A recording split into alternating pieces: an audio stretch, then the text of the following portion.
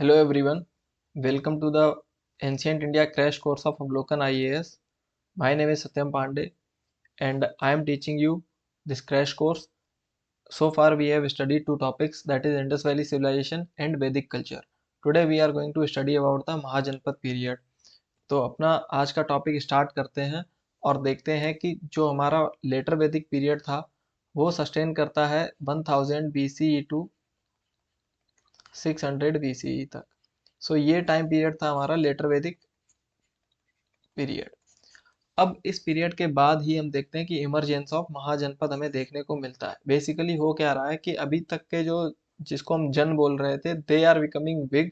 जो tribal territory थी, जो पहले एक छोटी टेरिटरी हुआ करती थी, वही टेरिटरी अब एक बड़े एक एरिया में कन्वर्ट हो रही है और वहाँ पर एक different type of politics emerge हो रही है, डिफरेंट टाइप ऑफ यहाँ पर इकोनॉमी इमर्ज हो रही है और उसी को ही हम जनपद नाम दे रहे हैं। And these janapad are becoming more larger और फिर ये बन रहे हैं mahajanapad. So these mahajanapad we are going to study about. Basically ये क्या थे, 16 महाजनपद थे जो इमर्ज होते हैं around 6th century BCE। Basically जब जो लेटर वैदिक पीरियड था उसका जब लास्ट का फेज था उस पीरियड में हमें यहाँ पर इमरजेंस ऑफ महाजनपद देखने को मिलता है।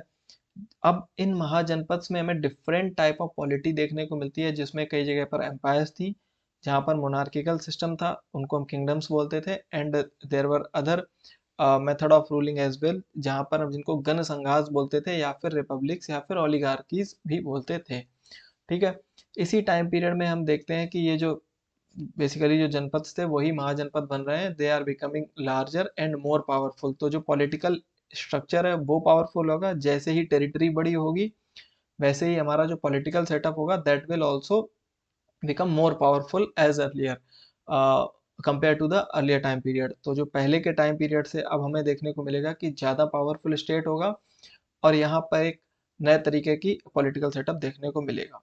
अब यहाँ पर हमें क्या देखने को मिल रहा है, these states contributed to the rise of major empires. So यहीं से ही हमें देखने को मिलेगा emergence of empire as well. तो बेसिकली हो क्या रहा है, अभी तक हमें पता था कि जन हमने पढ़ा था, जन से हम मूव करते हैं जनपद की तरफ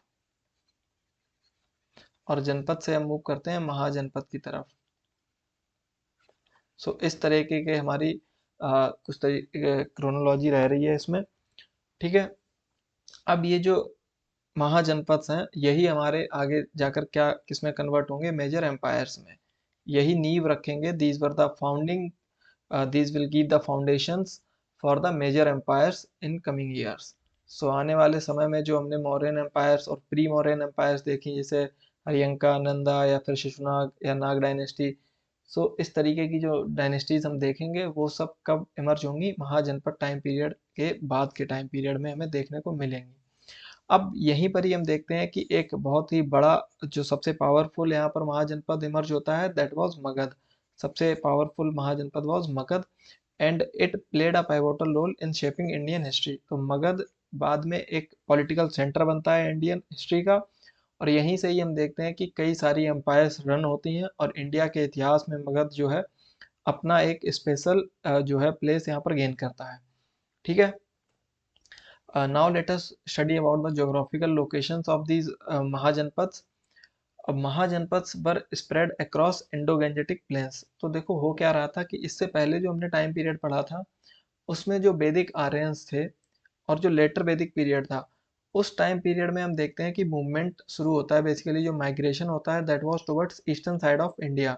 तो ईस्टर्न साइड ऑफ इंडिया में हम देखते हैं कि यूपी एंड बिहार वाला जो रीजन होता है उस डायरेक्शन में ये लोग मूव करते हैं और मूव करने के बाद जो गंगा वाला प्लेन्स था, गंगा गंगा नदी के किनारे ये लोग सेटल होना स्टार्ट कर देते हैं।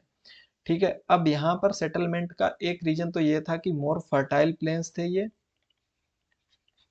फर्टाइल प्लेन्स थे यहाँ पर।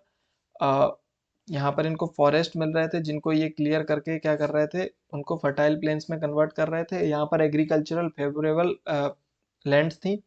इसके अलावा यहाँ पर हमें रेनफॉल देखने को मिलती है। इसके अलावा हमें यहाँ पर देखने को मिलते हैं एलिफेंट्स जो कि इनकी मिलिट्री को स्ट्रांग बनाने में हेल्प करेंगे। सो ये सारी चीज़ें थी एंड जो सबसे इम्पोर्टेंट चीज़ इनको यहाँ पर मिल रही थी that was the presence of iron. आपको पता है कि बिहार का जो रीजन है, जो आज झारखंड का पार्ट है, वहाँ पर हमें आयरन ओर्स बहुत ज़्यादा मिलती हैं। तो उस समय हमें यहाँ पर आयरन मिल रहा था, and iron was the main factor for this powerful state, for the emergence of this powerful state, कि किसी स्टेट को पावरफुल बनाने में आयरन ने बहुत बड़ा रोल प्ले किया। प्लस यहाँ पर एग्रीकल्चरल सरप्लस में भी आयरन एक बहुत बड़ा रोल प्ले करेगा। किस तरीके से करेगा वो हम अभी समझेंगे यहाँ पर। ठीक है। अब यहाँ पर होता क्या है कि मैंने आपको बताया कि 1000 BC के अराउंड हमें जब आयरन की डिस्कवरी होती है, तो जो हमारे एग्रीकल्चरल टूल्स थे, इक्विपमेंट्स थे, they were now made up of iron. तो आयरन जो है वो किस में हेल्प कर रहा था, डीपर, यहाँ पर हमें देखने को मिलता है कि ये डिगिंग में हेल्प करता है। अगर हम मिट्टी को खोदते हैं तो आयरन जो है ज़्यादा स्ट्रेंथ होने के कारण ये ज़्यादा अच्छे से ज़मीन को खोद पाता है, और इसी वजह से हम देखते हैं कि ज़मीन को अच्छे से यहाँ पर प्लॉइंग हो रही थी, और उसकी वजह से प्रोडक्टिविटी बढ़ रही थी। प्रोडक्टिविटी बढ़ने से जो आयरन ने रोल प्ले किया, प्रोडक्टिविटी बढ़ने से हमें सरप्लस मिलता है, और surplus led to the taxation system, taxation system या फिर ट्रेडिंग सिस्टम।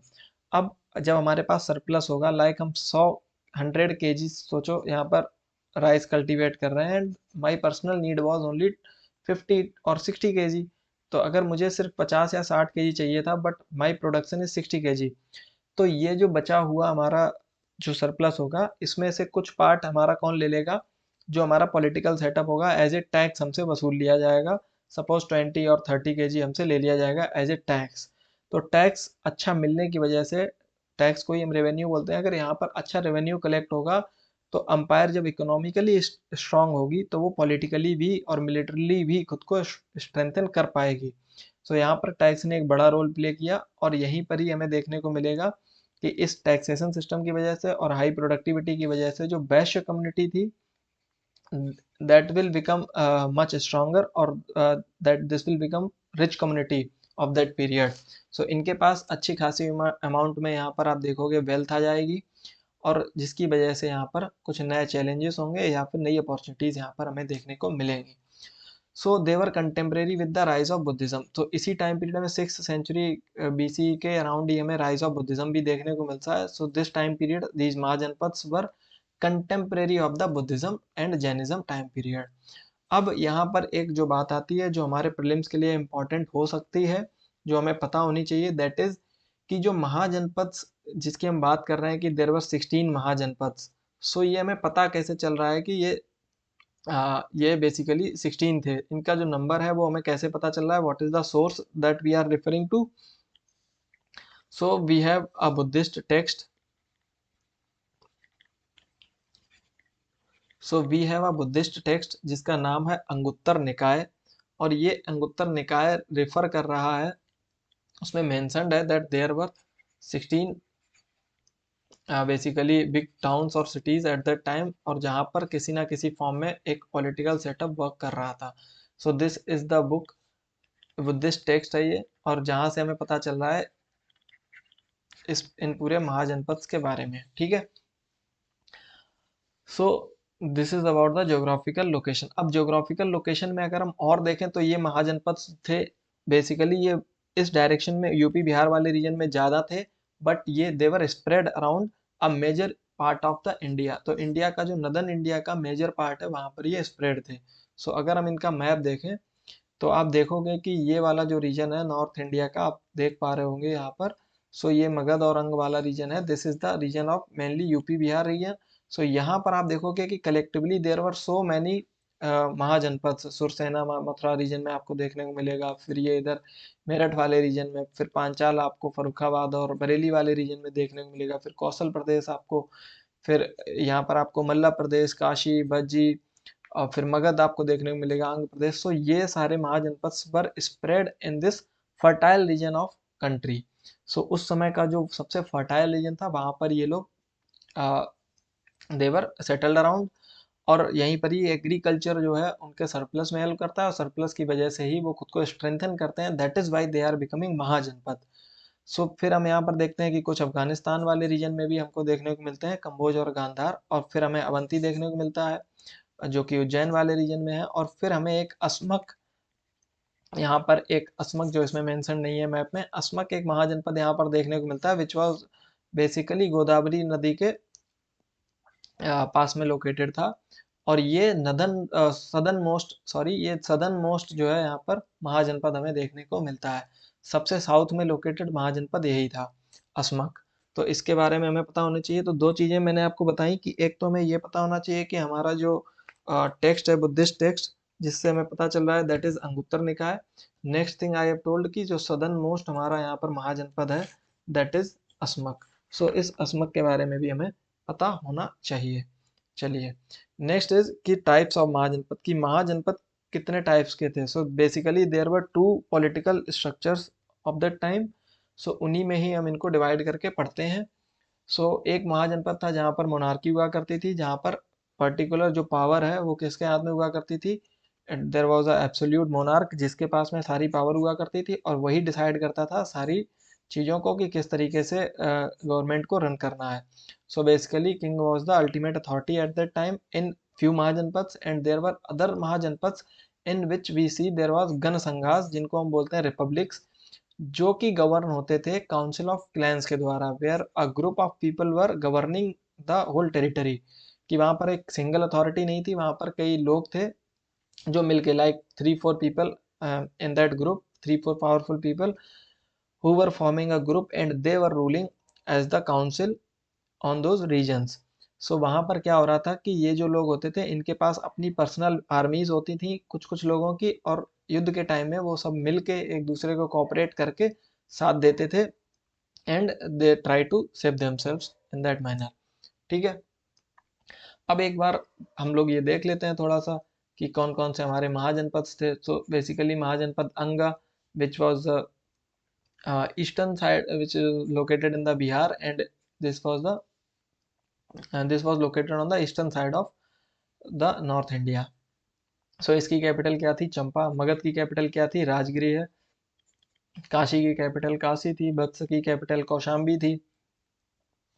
प्रीलिम्स के लिए आपको कैपिटल याद करने की जरूरत नहीं है, बट जो मेजर महाजनपद से 3-4 उनकी कैपिटल आपको पता होनी चाहिए। जैसे ये एक इंपॉर्टेंट है, अवंती। अवंती वॉज लोकेटेड जहां पर उज्जैन लोकेटेड था, और इसी की दो कैपिटल थी, अवंती की दो कैपिटल थी, इसलिए ये याद रखना कि Ujjain and Mahishmati both were the Capitals of Avanti. ठीक है, और कहाँ पर लोकेटेड है, मॉडर्न लोकेशन इसकी क्या है, एमपी में और मालवा रीजन में। ठीक है, फिर हम देखते हैं कि छेदी एक यहाँ पर महाजनपद था जो कि बांदा डिस्ट्रिक्ट में था, यूपी के, और हमें आज देखने को मिलता है बुंदेलखंड रीजन में। मत्स्य जो हमारा एक महाजनपद था विराटनगर में हमें देखने को मिलता है, जिसकी कैपिटल थी विराटनगर, और इसकी जो मॉडर्न डे लोकेशन है दैट इज जयपुर। ठीक है, इसी तरीके से आप देखोगे अंग की जो मॉडर्न डे लोकेशन है दैट इज भागलपुर बिहार। मगध की मॉडर्न डे लोकेशन है पटना, नालंदा गया वाला रीजन। काशी की वाराणसी, वत्स की इलाहाबाद, और प्रयागराज कौशल की अवध वाले रीजन में यहाँ पर श्रावस्ती इसकी कैपिटल थी। स्वरसेना मथुरा जो रीजन है, मथुरा वॉज द कैपिटल, और मथुरा वाले रीजन में मॉडर्न डे मथुरा, उस समय क्या बोलते थे हम इसको, स्वरसेना। पांचाल हमें अहिछत्र इसकी कैपिटल थी, और बरेली बदायूं फरुखाबाद वाले रीजन में हमें ये देखने को मिलता है। दीज वर द महाजनपद, और इन्हीं की हम बात कर रहे हैं। फिर हम कुरु महाजनपद को देखते हैं, इसकी कैपिटल थी इंद्रप्रस्थ, और हमें ये वेस्टर्न उत्तर प्रदेश और कुछ पार्ट दिल्ली का और मेरठ का हमें यहाँ पर देखने को मिलता है। ठीक है, गांधार बेसिकली तक्षशिला वाले रीजन में था, पाकिस्तान और अफगानिस्तान का रीजन ये कवर करते थे। कंबोज राजापुरा रीजन में था, और काबुल वैली ये कश्मीर को ये उस रीजन में ये लोकेटेड था। Asmaka was the located on the bank of Godavari, और ये प्रतिष्ठान इसकी कैपिटल थी, और बज्जी की कैपिटल थी Vaishali, and it is in modern day Vaishali region. Malla की कैपिटल थी कुशीनगर, एंड देवरिया और कुशीनगर वाले रीजन में मॉडर्न डे में ये जो है यहाँ पर लोकेटेड था। तो ये हमें पता होना चाहिए। ठीक है, अब गण संघा में क्या होता था, जो चीफ ऑफिस होता था। अब ये जो मैप है इसको आप देख लो, जो मैंने नाम लिए हैं, दीज वर द बेसिकली महाजनपद। जो मत्स्य है ये जयपुर वाला रीजन है, कंबोज वाला रीजन है, काबुल वैली ये गांधार अफगानिस्तान का रीजन है, अवध का रीजन है, पांचाल जो है अपना बदायूं बरेली का रीजन है, सौरसेन मथुरा का रीजन है, ये मेरठ वाला रीजन है। सो इस तरीके से ये बनारस का रीजन है, ये मगध पटना का रीजन है, ये भागलपुर वाला रीजन है। इस तरीके से हमें इनके बारे में पता होना चाहिए। ये उज्जैन वाला रीजन है, और this is on the bank of Godavari river. So this is how the Magadh और the sorry, all the mahajanapad were located. ठीक है, अब समझना ये होगा कि इनका इमरजेंस एक्चुअली में हुआ कैसे। So it was mainly a transition from Vedic tribal polity to settled agricultural communities. हो क्या रहा था, इससे पहले जो मैंने बात की थी कि early Aryans were the pastoralist and cattle rearing community. So वो कैटल रियरिंग का काम करते थे एंड पेस्टोरलिज्म का काम करते थे। सो तो बेसिकली गाय भैंस चराने का काम करते थे वो। ठीक है, और जो गाय थी दैट वाज द वेल्थ, उसी से ही वो अपनी इकोनॉमी को रन करते थे। So cow was the centre of their economy, और उनकी वेल्थ का सेंटर भी काउ के अराउंड हुआ करता था। But later on as they have found fertile plains they have started growing the crops, और फिर वो एग्रीकल्चर की तरफ मूव करने लगते हैं। And now they are settling in villages, और वही विलेजेस में जब पॉपुलेशन बढ़ रही है, प्रोडक्शन बढ़ रहा है, तो फिर यही विलेजेस बड़े बन रहे हैं, और बड़े होकर ये जन में कन्वर्ट हो रहे हैं, जन जनपद में कन्वर्ट हो रहे हैं, जनपद महाजनपद में कन्वर्ट हो रहे हैं। एंड दिस सेटल्ड एग्रीकल्चर जो है हर चीज का बेस बनता है। आज भी अगर आप देखो सेटल्ड एग्रीकल्चर इन इंडिया, और हम पूरी तरीके से मैं कहूँगा जिसको कि आत्मनिर्भर हैं फॉर आवर प्रोडक्शन, कि हम अपनी फूड नीड्स को फुलफिल करने के लिए पूरी तरीके से सरप्लस इतना प्रोड्यूस कर रहे हैं कि हम अपनी नीड्स को फुलफिल कर सकें। प्लस जो इंडियन पॉपुलेशन एग्रीकल्चर में इन्वॉल्व नहीं है, उनका भी हम पेट भर सकें, तभी तो हम अदर सेक्टर्स में जा सकते हैं। मतलब कोई भी अगर पढ़ रहा है या फिर कोई जॉब कर रहा है या कोई बिजनेस कर रहा है, वो क्यों कर पा रहा है, क्योंकि उसे डायरेक्टली एग्रीकल्चर में इन्वॉल्व नहीं होना पड़ रहा है। अगर सपोज यही प्रोडक्शन इतना कम होता कि हर किसी को अपने लिए खेती करनी पड़ रही होती, तो क्या हम और सेक्टर्स की, अगर हम सेकेंडरी सेक्टर टर्सरी सेक्टर की क्या बात कर सकते थे? क्या हम कुछ और सोच सकते थे? जिस तरीके से आज चीजें हो रही हैं, क्या तब सोच सकते थे? नहीं सोच सकते थे। But there is high production, there is surplus, सबकी नीड्स फुलफिल हो रही हैं, that is why we are moving towards other occupations. अब हो क्या रहा है, इम्प्रूव्ड आयरन टूल्स जो है उसने एग्रीकल्चर सरप्लस को प्रमोट किया, which led to the rise of urbanisation. So यहाँ पर जो टैक्सेशन सिस्टम होगा, टैक्सेशन सिस्टम से क्या होगा, टैक्सेशन सिस्टम से इकोनॉमी स्ट्रांग होगी, इकोनॉमी के स्ट्रांग होने से यहाँ पर टाउन्स डेवलप होंगे, और जो टाउन्स होंगे यही कहलाएंगे the phase of second urbanisation. So this was the time period of second urbanisation. तो जो फर्स्ट अर्बनाइजेशन हमने पढ़ा था वो कब पढ़ा था? इंडस वैली सिविलाइजेशन के टाइम पीरियड में हमने क्या पढ़ा था? First urbanisation. और ये जो टाइम पीरियड है इसको हम क्या बोल रहे हैं? The time period of second urbanisation. Second urbanisation क्यों हो रहा है? क्योंकि यहाँ पर हमें बहुत सारी चीज़ें देखने को मिल रही हैं। कौन सी चीज़ें मिल रही हैं देखने को? अब जैसे कि मैंने आपको बताया आयरन टूल्स हम देखते हैं, इसी टाइम पीरियड में हम देखते हैं कि हमारे पास सिटीज़ इमर्ज हो रही हैं। यहाँ पर सिटीज़ इमर्ज होती हुई हमें दिखाई पड़ रही हैं, साथ ही ट्रेड जो है वो एक्सपैंड होता हुआ दिखाई पड़ रहा है। फिर हम देख रहे हैं यहाँ पर कि मेटालिक मनी यूज होना स्टार्ट हो रहा है एक बार को। ठीक है, और क्या फीचर्स हैं जिससे मैं कह सकता हूँ कि it was a phase of second urbanisation? ये पॉइंट्स आप नोट भी कर सकते हो अगर आप नोट्स बना रहे हो साथ में। फिर हम देख सकते हैं इसी टाइम पीरियड में हमारा जो क्राफ्ट है उसमें स्पेशलाइजेशन डेवलप हो रहा है। इसके अलावा हम देख रहे हैं इसी टाइम पीरियड में रीडिंग एंड राइटिंग इमर्ज हो रही है।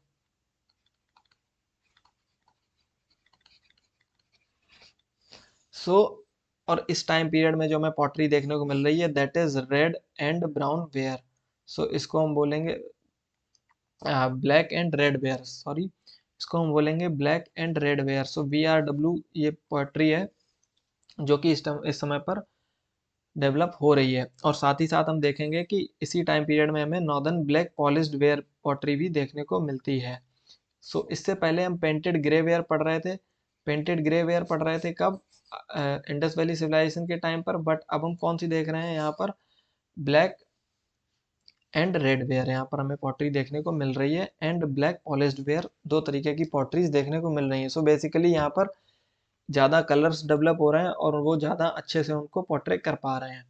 सो इससे हमें ये भी पता चलता है कि जो पोट्री होगी ना वो और ज़्यादा अच्छी होती चली जाएगी जैसे जैसे हम टाइम पीरियड में आगे बढ़ते जाएंगे। सो जितना पीछे जाएंगे उतनी ही पोट्री की क्वालिटी, पोट्री में कलर्स उतने ही कम देखने को मिलेंगे, और उतने ही कम डेवलप्ड काइंड ऑफ पॉटरी में देखने को मिलेगी। और उसके बाद हम देखेंगे कि पॉटरी जो है और ज़्यादा फिनिश्ड, ज़्यादा पॉलिश्ड देखने को मिलेगी, जो कि यहाँ पर बात हो भी रही है, पॉलिश्ड वेयर हमें देखने को मिल रही है। इससे पहले हम पॉलिश्ड पॉटरी नहीं देख रहे थे, लेकिन अब हमें पॉलिश्ड पॉटरी देखने को मिल रही है। ठीक है, so these were the features की सिटीज इमर्ज हो रही हैं। ट्रेड, अब सिटीज क्यों इमर्ज होती हैं? क्योंकि ट्रेड डेवलप होता है, फिर मेटालिक मनी आ गया, क्राफ्ट स्पेशलाइजेशन आ गए, बहुत सारी चीजें डेवलप हो रही हैं। That is why we are saying it the time period of second urbanisation. Now अब इन सब चीजों से हो क्या रहा है कि जब टाउन्स डेवलप हो रहे हैं, अर्बनाइजेशन का फेज चल रहा है, तो यहाँ पर शुरू होता है पॉलिटिकल कंसोलिडेशन का time period, which turned the janapads into powerful kingdoms. कि जो जनपद्स थे वहां पर पॉलिटिकल कंसोलिडेशन होने की वजह से पावर एक्विजिशन होने लगता है, और कुछ लोग पावर को होल्ड करने लगते हैं, और जो क्लेम करते हैं खुद को किंग, या फिर यहाँ पर काउंसिल बनती है जो पॉलिटिकल अथॉरिटी को यहाँ पर मैनेज करती है, and they run the government in form of ganasanghas. So this is the kind of polity that is developing around Mahajanpads, and the this is the way that they have transitioned from Vedic tribal polity to settled agriculture. So जो letter वैदिक का period था उसमें iron मिलता है, और वही iron धीरे धीरे हेल्प करता है। और फिर हम देखते हैं कि जो लेटर वैदिक का जो लास्ट का फेज था, उस समय में आते आते हमें ये इमरजेंस ऑफ महाजनपद देखने को मिलते हैं। मूविंग फॉरवर्ड, उस समय एडमिनिस्ट्रेशन किस तरीके से वर्क करता था, मैंने आपको बताया। मोनार्किकल स्टेट्स में क्या होता था, it was ruled by kings and assisted by a council. तो king was assisted by council. अभी भी आप देखो, so the elected head of the government, अगर आप देखो प्राइम मिनिस्टर और the presidents in other countries, in India there is a prime ministerial form of government, but in America like USA there is presidential form of government. In every government the ruling man और the ruling authority is assisted by the council. अब आप देखते हैं कि council of ministers India में होते हैं, cabinet ministers होते हैं, who assist the prime minister और the president of the country. So that is how the king was also assisted. वहां पर एक काउंसिल ग्रुप ऑफ मेंबर्स होते थे, जो कि किसी ना किसी उनको जिम्मेदारियां दी जाती थी, और वही किंग को असिस्ट करते थे। Second was Republic, which was governed bye council of clan. के जो हेड्स होते थे उन्हीं की एक काउंसिल होती थी, और वही आपस में मिलकर डिसाइड करते थे कि how the administration will run in their territory. Secondly, there was developed they have developed a well structured taxation system, जिसका अब मैंने आपको बताया कि टैक्सेशन सिस्टम के डेवलप होने से उनको बहुत हेल्प मिली स्टेट को फाइनेंस करने में। और स्टेट फाइनेंस होता है जिसकी वजह से आप देखते हो कि जो भी सारी बात हो रही है उसमें टैक्सेशन सिस्टम एक मेजर रोल प्ले करता हुआ नजर आ रहा है, क्योंकि टैक्सेशन सिस्टम से ही हमें इकोनॉमी स्ट्रेंथन होती है। अब देखो, जो वैश्य कम्युनिटी थी, this community was involve in what, it was involve in agriculture. और एग्रीकल्चर से हमको क्या मिल रहा था, सरप्लस। और सरप्लस से हमको क्या मिल रहा था, टैक्स। और ये टैक्स कौन कलेक्ट कर रहा है, बेसिकली जो रूलिंग कम्युनिटी है वो कौन है, वो है क्षत्रिय। सो बेसिकली यहाँ पर स्ट्रेंथन कौन हो रहा है, क्षत्रिय कम्युनिटी। एंड क्षत्रिय कम्युनिटी यहाँ पर कुछ डोनेशंस या गिफ्ट्स देती हुई नजर आती है, किसको, ब्राह्मण्स को। सो यहाँ पर आप देखोगे there is a cycle. Vysya community के एग्रीकल्चरल में सरप्लस होने की वजह से पूरी इकोनॉमी रन हो रही है, और पूरा स्टेट यहाँ पर रन होता हुआ नजर आ रहा है। टैक्सेशन सिस्टम, उससे हमें नजर आता है बढ़ता हुआ जो इकोनॉमी, और पावरफुल स्टेट इमर्ज होता हुआ नजर आता है। और उसी की वजह से हमें देखने को मिलता है कि जो दूसरे वर्णस थे उनको भी यहाँ पर हेल्प मिल रही है किसी एक कम्युनिटी के प्रोडक्शन से। ठीक है, केवल वैश्यास एग्रीकल्चर में इन्वॉल्व थे, नहीं, शूद्रास, जो शूद्र कम्युनिटी थी, that was also that will also become the agricultural producing community. और फिर इन्हीं में ही कैटेगराइज हो जाएंगे, शूद्र भी अलग तरीके से डिवाइड हो जाएंगे। उसमें एक चांडाल कम्युनिटी आ जाएगी, जो चांडाल कम्युनिटी होगी that would be doing pollution या पॉल्यूटिंग वर्क, जो सफाई से रिलेटेड काम होगा वो चांडाल वर्क करेगा। But other communities of Shudras they will be involve in agriculture as well. ठीक है, ओके, मूविंग फॉरवर्ड, उस समय की सोसाइटी कैसी थी वो हमें समझना पड़ेगा। सो यहाँ पर हमें देखने को मिलेगा कि early stages of the caste system with classes such as nobles, traders, farmers and labourers.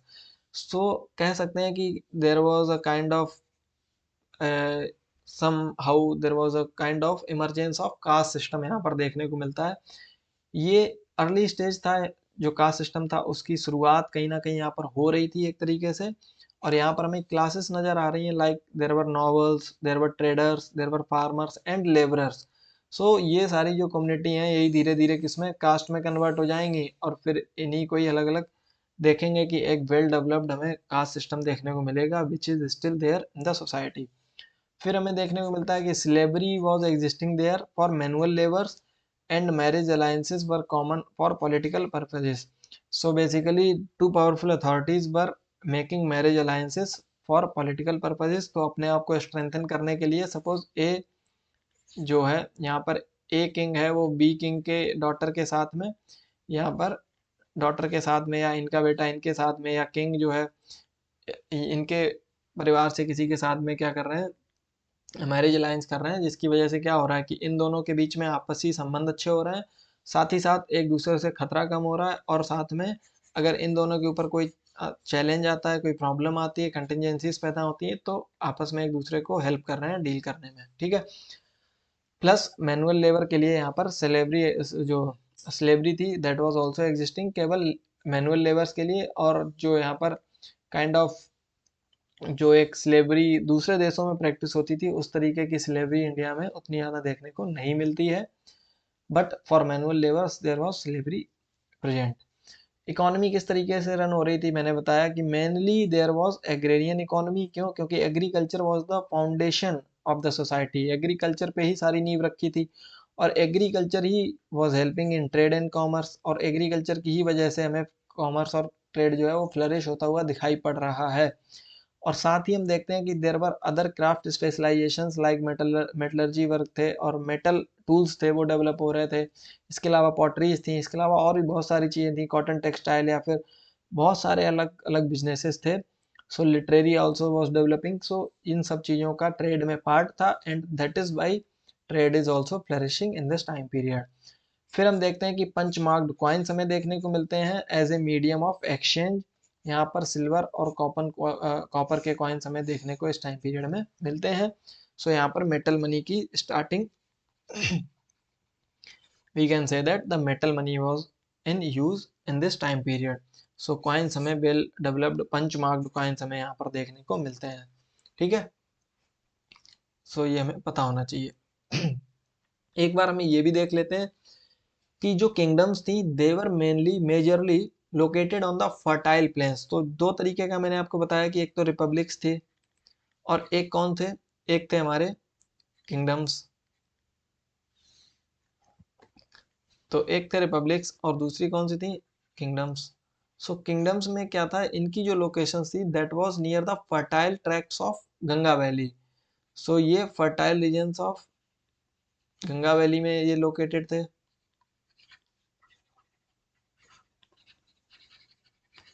और जो हमारे रिपब्लिक्स थे they were mainly located on the foothills of the Himalayas.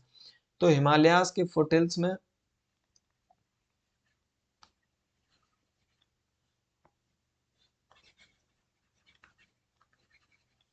these were located on the foothills of Himalayas in eastern India। सो ये हमें थोड़ा सा ध्यान देना है कि, और ऐसा नहीं कि सारे के सारे ही रिपब्लिक्स वहीं पर ही लोकेटेड थे, बट मेजरली, और यहाँ पर भी मेजरली की बात हो रही है, ठीक है। मोस्टली जो हमारे यहाँ पर किंगडम्स थी वो लोकेटेड थी गंगा वैलीज, गंगा की जो फर्टाइल प्लेन्स थे वहां पर। फिर हम यहाँ पर देखते हैं कि रिलीजन किस तरीके से डेवलप हो रहा था। So there were diverse religious practices, कोई एक पर्टिकुलर रिलीजन नहीं था। हिंदुइज्म वाज आल्सो फ्लरिशिंग उस समय।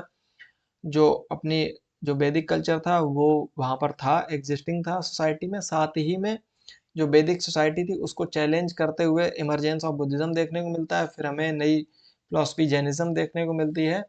And there were heterodox sect as well like Ajivika and Charvaka. इन सेक्ट्स के बारे में हम लोग अलग से पढ़ेंगे जब हम दूसरे लेक्चर्स में कवर करेंगे कि अजीविकाज और चारवाक, ये सारी फिलोसफीज अलग अलग उस सोसाइटी में उस समय हमें देखने को मिलती हैं। बस इतना आपको पता होना चाहिए कि there was not a single religion in the society. So society was well developed and well diverse society. Kings patronise different religions. तो किंग क्या करते थे कि अलग अलग रिलीजन्स को पैटर्नाइज करते थे और रिलीजियस लीडर्स को हेल्प करते थे या उनसे इन्फ्लुएंस हो जाते थे। जैसा कि आज भी आप देखते होंगे कि कंट्री में जो पीएम होते हैं या जो प्रेसिडेंट होते हैं वो time to time different different religious groups के या लीडर्स को इनवाइट करते रहते हैं, और उनको कुछ ना कुछ डोनेशन या कुछ ना कुछ किसी तरीके से उनको हेल्प करने की कोशिश करते रहते हैं। Though although India is a secular country, but our जो हमारा सेकुलरिज्म है दैट इंक्लूड्स, जो दैट इज इंक्लूसिव सेकुलरिज्म, और उसमें हम रिलीजन्स को एक्सक्लूड करके नहीं चलते हैं, उनको सोसाइटी का एक हिस्सा मान के उनको साथ में आगे बढ़ने में हेल्प करते हैं और उनको साथ में मिला के चलते हैं।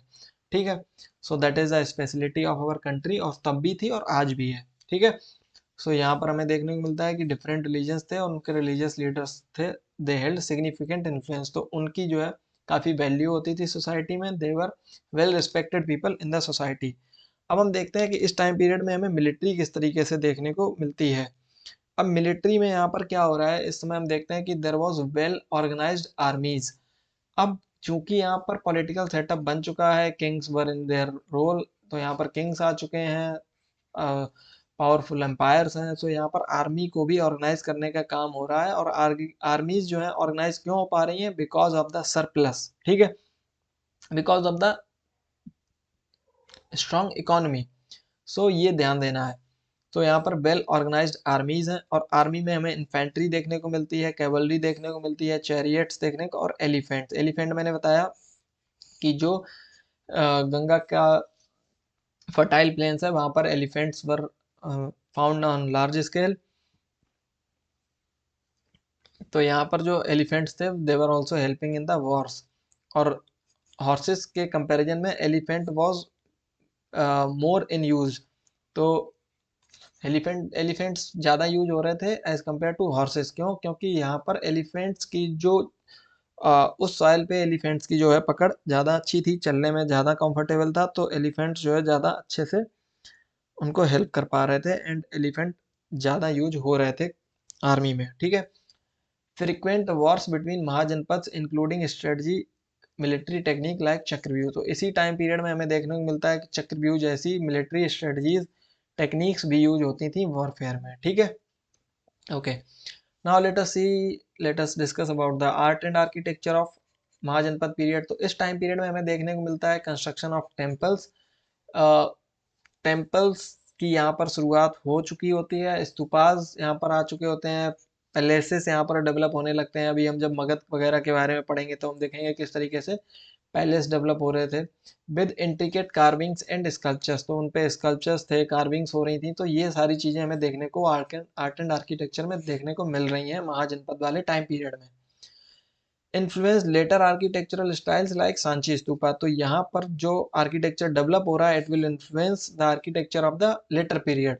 तो इसके बाद का जो टाइम पीरियड होगा लाइक बुद्धिज्म जैनिज्म का टाइम पीरियड, मॉडर्न पीरियड या प्री मॉडर्न पीरियड, उस टाइम पीरियड का जो आर्किटेक्चर होगा उसको यहाँ पर ये इन्फ्लुएंस करता हुआ दिखाई पड़ रहा है। ठीक है, फिर हम देखते हैं कि Magadh will emerge as the most powerful महाजनपद and it was supported by geographical advantages। जैसा कि मैंने बताया कि मगध के पास strategic advantages थे, उसकी लोकेशन जो थी वो ऐसी थी कि उसके पास अच्छे geographical advantages थे, like there were several rivers जो कि उसको पानी प्रोवाइड कर रही थी, और जिसकी वजह से यहाँ पर हमें फर्टाइल प्लेन्स देखने को मिल रहे थे, जिसकी वजह से एग्रीकल्चर का प्रोडक्शन भी हाई था। और फिर हमें यहाँ पर आयरन की अवेलेबिलिटी देखने को मिल जाती है, यहाँ पर ट्रेड काफ़ी अच्छे से ग्रो कर रहा था, प्रोडक्शन हाई था, और डिफेंस भी यहाँ पर अच्छे से इन्होंने डेवलप किया था, डिफेंस का mechanism like military and all. फिर हम देखते हैं कि Rajagiri and later Pataliputra were strategic Capitals. तो यहाँ पर मगध की कैपिटल स्टार्टिंग में क्या बनती है, राजगिरी है, बट लेटर ऑन जब हम मौर्यन पीरियड में पहुंचेंगे तो कैपिटल से विल शिफ्ट टू पाटलिपुत्र, और फिर पाटलिपुत्र एक लंबे समय तक कैपिटल रहेगी। और फिर हम देखेंगे कि ये जो पटना, गया और नालंदा वाला रीजन है ये लंबे समय तक एंशियंट भारत इंडिया की जो है यहाँ पर हमें कैपिटल देखने को मिलेगा। ठीक है, अब जो इम्पोर्टेंट लीडर्स थे मगध में, बिंबिसार, अजात शत्रु, महापद्म नंदा, ऑल्दो अलग अलग डायनेस्टीज से थे, और दे हैव प्लेड की रोल इन एक्सपेंडिंग मगध का influence in through both conquest and alliances. तो ये जो है मगध के इन्फ्लुएंस को और मगध को एक्सपेंड करने में ये बहुत ज़्यादा बड़ा रोल प्ले करते हैं। क्यों करते हैं, क्योंकि एक तो ये जब इनके पास स्ट्रॉन्ग मिलिट्री थी तो इन्होंने कई सारे युद्ध लड़े और युद्ध करके इन्वेड किया अदर रीजन्स को और अपनी टेरिटरी को एक्सपेंड किया।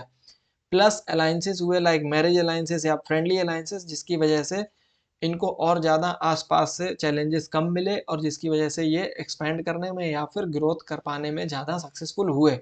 सो that was the reason for the growth of the Magadh. और अभी हम जब पढ़ेंगे प्री मॉडर्न पीरियड तब हम देखेंगे कि मगध और जो और दूसरी एम्पायर्स थी उनमें क्या डिफरेंसेस थे, कौन इंपॉर्टेंट लीडर्स थे और क्या व्हाट मेड मगध डिफरेंस, और हम इसके बारे में आगे पढ़ेंगे। ठीक है, फिर हम देखते हैं कि what was the significance of mahajanapad की महाजनपद में जो भी हमने पढ़ा इन सब का सिग्निफिकेंस क्या था ये भी तो हमें पता होना चाहिए। So mahajanapad marked the transition to larger territorial state. तो यहाँ पर अभी तक जो है ना छोटे छोटे टेरिटोरियल स्टेट थे, ट्राइबल सोसाइटी थी, तो ट्राइबल में छोटे किंग्स राजन हुआ करते थे, बट अब हमें यहाँ पर महाराजा देखने को मिल रहे हैं, महाजनपद देखने को मिल रहे हैं, तो लार्जर टेरिटोरियल स्टेट बन रहे हैं। एडमिनिस्ट्रेशन इज ऑर्गेनाइज्ड क्योंकि council is assisting the king, या फिर यहाँ पर काउंसिल ऑफ क्लैंस हैं यहाँ पर, जो कि हमें देखने को मिल रहे हैं रिपब्लिक्स में। इट लेड टू अर्बनाइजेशन, जिसकी वजह से आप देखोगे टाउन्स डेवलप होंगे, सिटीज डेवलप होंगी, पैलेसेस डेवलप होंगे, एक पूरा आर्किटेक्चर डेवलप होगा, रोड्स डेवलप होंगी, राजमार्ग डेवलप होने लगेंगे इस टाइम पे। ठीक है, दुर्ग डेवलप होने लगेंगे, जो पैलेसेस या फिर फोर्टिफिकेशन होने लगेगा इस टाइम पीरियड में। डेवलपमेंट ऑफ ट्रेड रूट्स, जो मैंने बताया ट्रेड्स डेवलप होगा और ट्रेड रूट डेवलप होंगे। एंड फिर हम देखेंगे कि जो वैश्य कम्युनिटी होगी या जो एक रिच कम्युनिटी होगी जो अल्टरनेटिव फाइंड करने लगेगी, रिलीजियस अल्टरनेटिव्स की अपने आप को अपलिफ्ट करने के लिए सोसाइटी में, या जो rigid nature of the Indian society था उस समय उसके अगेंस्ट जाकर वो एक नई फिलॉसफी का इमरजेंस होगा जिसमें हम बुद्धिज्म और जैनिज्म को देखेंगे।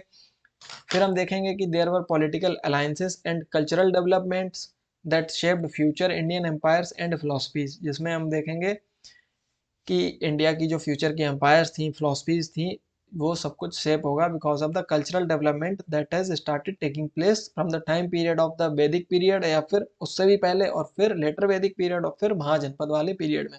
ठीक है, इंट्रोड्यूस्ड अर्ली लिटरेचर, इस समय में जातक टेल्स टेल्स देखने को मिलती हैं जिसमें हम बेसिकली बुद्धा की लाइफ के बारे में या बुद्धिज्म से रिलेटेड स्टोरीज देखने को मिलती हैं जातक टेल्स में, और आर्किटेक्चरल स्टाइल्स हमें देखने को इस टाइम पीरियड में मिलती हैं।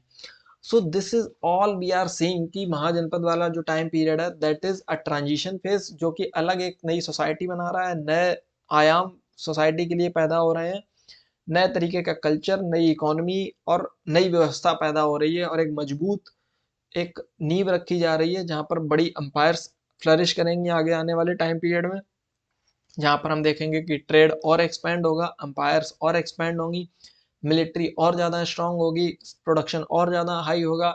तो ये सब कुछ हमें देखने को मिलेगा because of this rise of the mahajanapad. तो ये है हमारा महाजनपद का टाइम पीरियड। अब कुछ चीज़ें हैं जो हमें पता होनी चाहिए। अब जैसे कि कुछ एग्जाम्पल्स हमें पता होने चाहिए कि जैसे मोनार्की और उसके एग्जाम्पल्स पता होने चाहिए, लाइक कौन से थे जो मोनार्कीज थी और कौन से रिपब्लिक्स या गणसंघास थे। सो यहाँ पर हम देखेंगे कि जो अवंती जो मल्ला है, ये हमारा रिपब्लिक है।